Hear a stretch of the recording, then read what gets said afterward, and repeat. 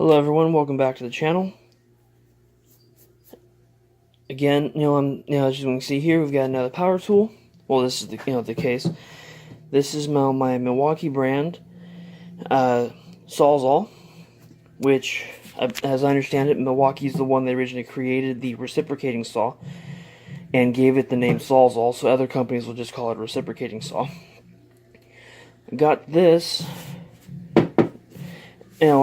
actually at a garage sale for a really good price. This is not the most heavy-duty unit out there, but it works. This is what I use for cutting all of the steel when I was working on making my gun bench. Let's open it up and take a look. The reason they call them Sawzalls is because depending on what blade you choose, they can cut through just shy of anything. We have a chart inside describing the various kinds of blades. You can tell this is a little newer design. Well, newer, last 15 years. The power cord actually detaches from the saw. It is a plug-in saw, 110. The old ones that used to be hardwired in, and then, by the process of wrapping it into the case, sometimes could cause that end to break off. So they developed a very stout plug that locks in, but then it can be taken off and run, so that way in its case it doesn't break the cord. The cord is maybe 6 feet in length, so you're going to need to run extension cords.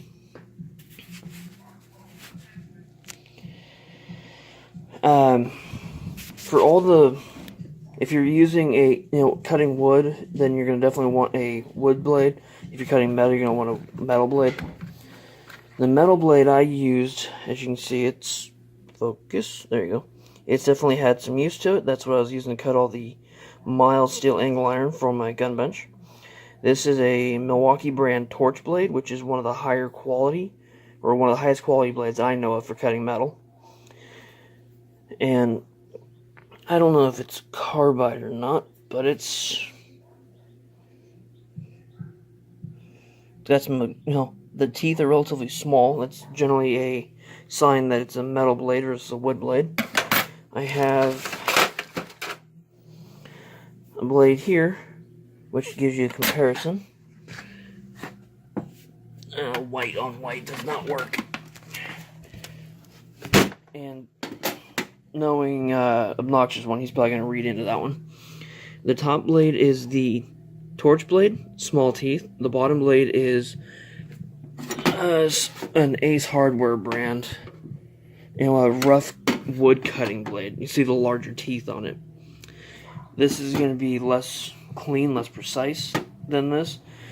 You can technically cut wood with the metal blade, but it doesn't work real well.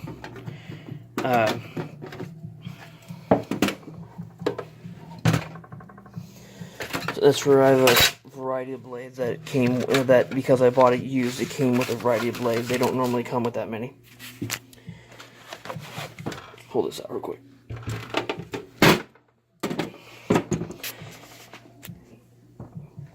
You have your foot here. That's for when you're cutting, you want your workpiece to be against this foot. That's partly what keeps the saw from jumping around. You're pushing against this and then down onto what you're cutting. Keeping constant pressure keeps it from jumping around. We have a lever on the left side front here that allows for the foot to be adjusted to different positions. If you're running a longer blade you need more of a reach, you can extend it out. Only a couple clicks, it doesn't come out real far. And then you can retract it in real tight. This foot, right now it's at an angle, does click in and out, so it does sit different angles depending on what you need. This is being a newer style, it has probably last 20 years. It has a rotating collet here where the blade goes in, that rotated, the blade can go in, then it springs back, and then the blade's locked. The ones that predate that, it required a key to get the blade in and out. This allows for quicker blade changes. This isn't one of the real big ones. This is only a... come on, focus. Trying to get the focus so you guys can see. and being light, and come on. Well, you can't really see it, but it's hard to tell. It is a 9.5 amp. On a saw, the higher the amperage the motor, the more power it's going to have, the harder you can push it to make it cut. With your, the downfall to your heavy commercial grade, high amperage cutting saws, it requires higher amp power source. The high amp saws generally don't run well on what will be considered almost like your homeowner level generators. They don't produce enough amps consistently. I scooted the razor back a little bit. There we go. So what you're gonna, when you're running these, you're gonna want to run it, preferably, on a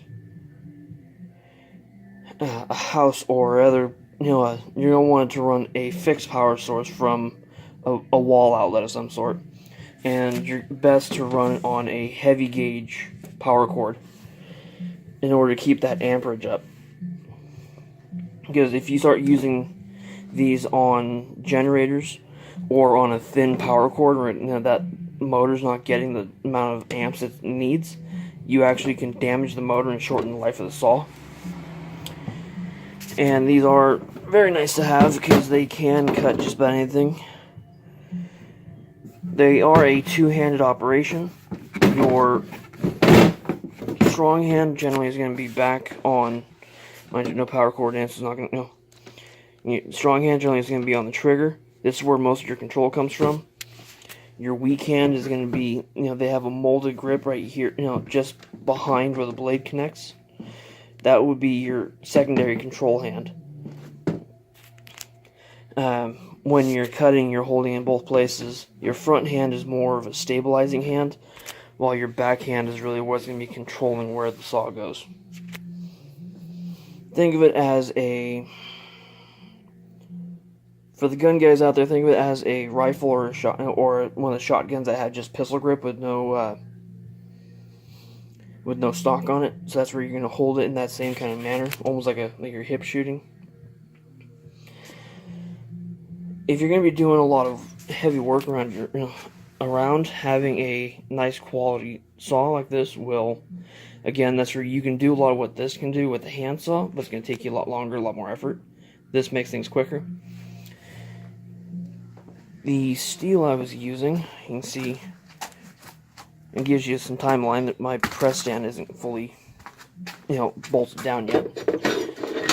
But I was cutting 1.25" by 1.25" by 1/8 thick, mild steel angle iron, and that saw went through it without any issues. So that's that.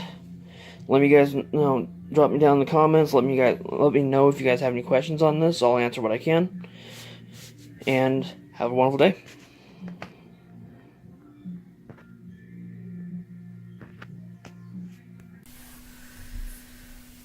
I'd like to thank everyone for stopping by the channel.